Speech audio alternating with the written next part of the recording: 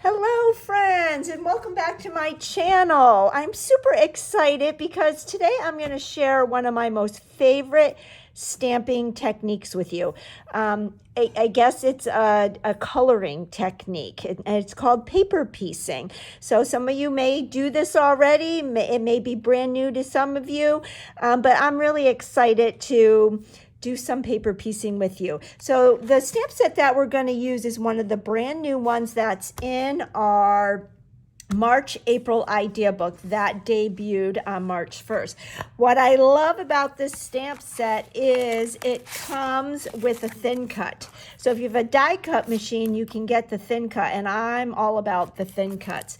And then I pulled some papers that are in the new idea book. We're going to use a pattern from the In Full Bloom. I pulled this avocado stripe, and then close to my heart always features a third paper packet in our publications that we call mix-ins.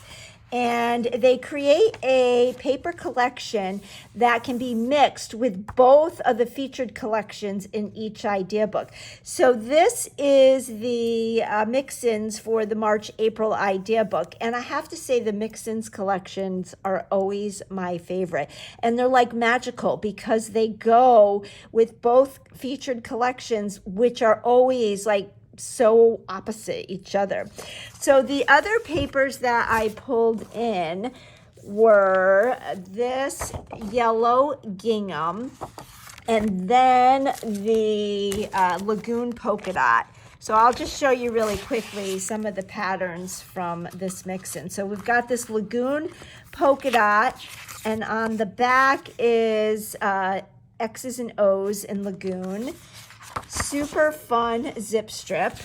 We've got this Sundance, and the back is that pattern. And then this really cool leopard print. Who says leopard print has to be black? With that fun zip strip. And the back of this is that geometrical pattern. And then how pretty is this wood grain? It's a gray wood grain. Love the zip strip. And the back of this almost looks like a heathered gray sweatshirt. And then this kind of ledgered paper. And the back of this is just a bunch of words, white words on black. So that is the Mix-Ins collection. Now, I did do a few steps ahead of time just to save time. So what I did is I took my little umbrella girl and I stamped her on the yellow pattern, and then I stamped her on the avocado striped, and I stamped her on the polka dot. And what I did, you can see, is I just cut out parts and pieces of each of the images that I cut. So what I'm going to do now is cut these boots out for you. And I'm using the Close to My Heart non-stick scissors. Now, one thing I should have done, I wasn't thinking, but I just want to cut the boots out to make the boots yellow. I probably should have cut right along here because I could have used this part of the dress for another paper piecing project, but I wasn't thinking. So don't make that mistake. But I can save this umbrella and use that for another project and make the umbrella yellow. So now what I'm going to do is I'm actually cutting right on the line, the black line of the stamped image, because we are going to glue this onto one of the girls that I cut out of the thin cut and stamped. And it's kind of like we're building a puzzle. So it's okay to cut right on the line because you're going to have the line from this image. And I'll show you what I mean in just a minute. So paper piecing works great for using your scraps. But see, this is going to fit right there like that. So I am going to go ahead and add some adhesive to this now so I don't lose it. And now she has adorable yellow gingham rain boots. Isn't that cute? I love doing this, especially with girls, because I can like make up outfits and be like a fashion designer.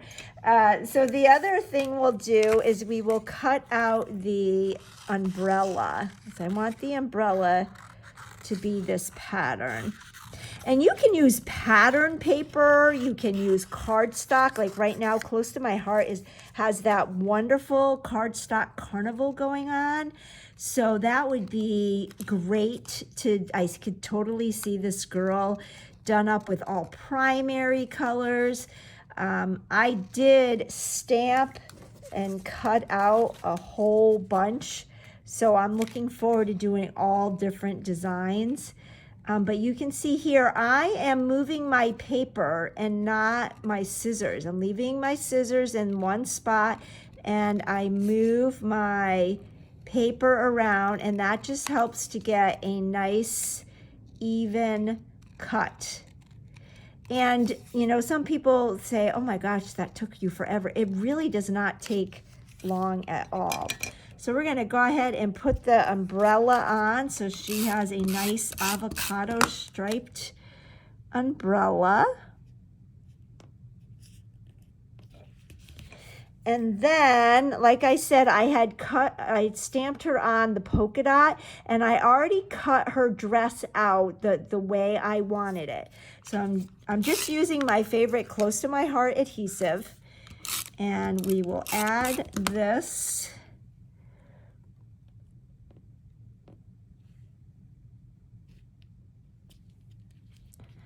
Like that.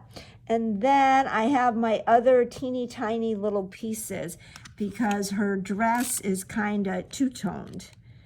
Oops, I should have brought my tweezers over here, but this little piece goes right here. So you see how she's coming together? I love it. And then this little piece. So her dress is showing underneath her jacket.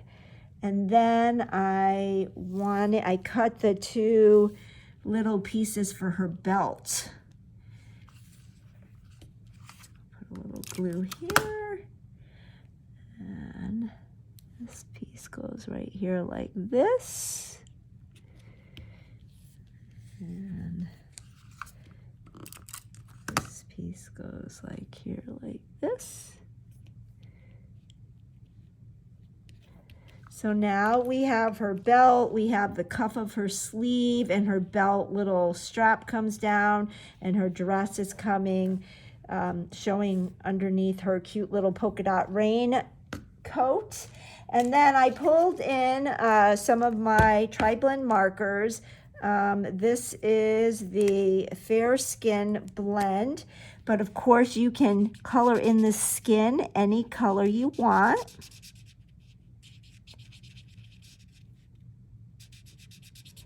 I'm using the medium of the Fair Skin, and then I will go back with the dark and just go over those detailed lines. And then I have my Earth Brown blend, and I'm going to use the mid because I'm making this look like my daughter. And there we have that. And, oops, is she not the cutest? So now I can add her to a card. I could add her to a scrapbook page. It could be on a gift wrapping. Sky's the limit. But what I have here are all these other pieces that I can use to, you know, color in this girl. And so it's fun to save all the scraps because I can make a girl with the lagoon polka dot, and just have lots of fun with it. So I thought I would share that with you, and you saw how quickly that came together. Yeah, I think it's really fun. So I hope you enjoyed that, and I'll be back again to share some new things with you next week. Bye-bye.